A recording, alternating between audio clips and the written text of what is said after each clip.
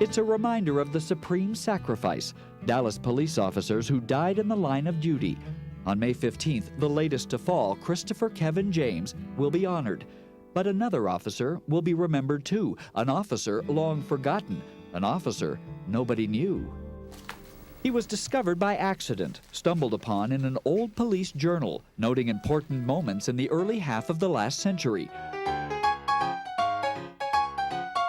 Dallas was booming. Downtown climbed to the sky. Cars and trolleys now replaced horses on the streets.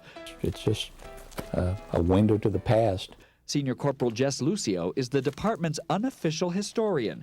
He says the journal showed DPD was tracking a string of drugstore burglaries that had turned deadly. There were two names that were part of this information. One of them was Jack Gibson.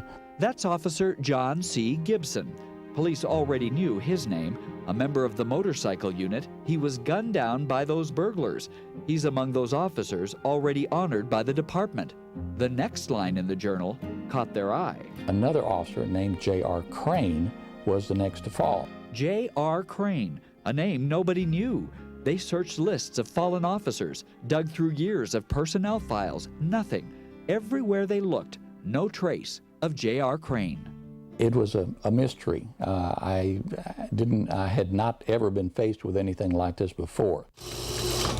That's where retired Sheriff's Deputy Terry Baker comes in, an expert in finding forgotten officers.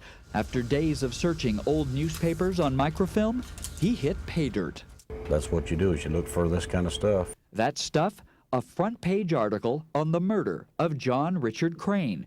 His picture reproduced here by a police forensic artist. The report details how the 55-year-old police watchman was making night rounds and noticed something odd inside Brown's Pharmacy. Saw some lights on inside, went to investigate, and was shot through the glass of the front door and died instantly with his pistol still in his holster. His body was found by a pair of milkmen. Police arrested two ex-cons. They reportedly confessed after their fingerprints were found on a Coke bottle in the drugstore. They were sentenced to death. Some of the first ones to be executed in Huntsville in the electric chair, which they called Old Sparky. But the mystery behind the man who wore DPD's uniform still wasn't solved.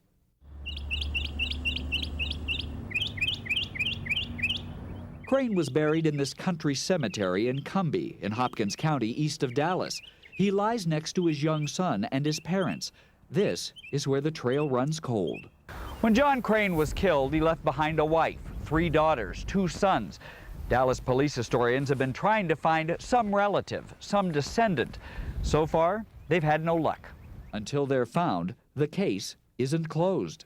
This is the first time that John Richard Crain's name has been mentioned in the manner in which it should be mentioned, as a fallen hero, in 79 years.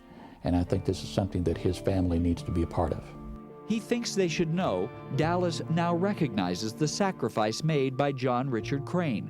His name is now set in steel, sealing his place among the city's heroes. Chris Heinbaugh, Channel 8 News.